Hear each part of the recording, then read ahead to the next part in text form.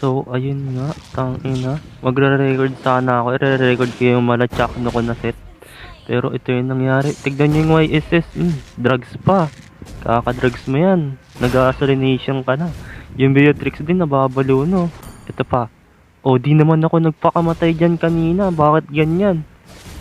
Ano na? Ano nangyayari? OMG kayo. Nagde-date pa sila sa top, oh.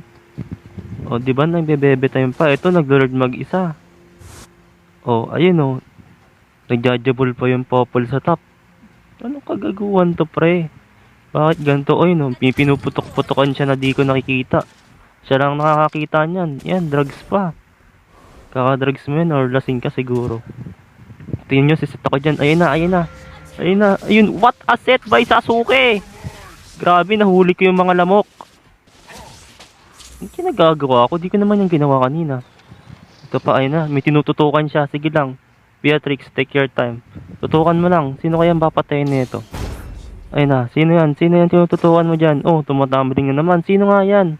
Berlin mo na. Ano na? Oh, tagal ah. Sige lang. Inaantay kita. Tangina yung red lang pala yung Baberlin. Ang tagal-tagal pang tumutok.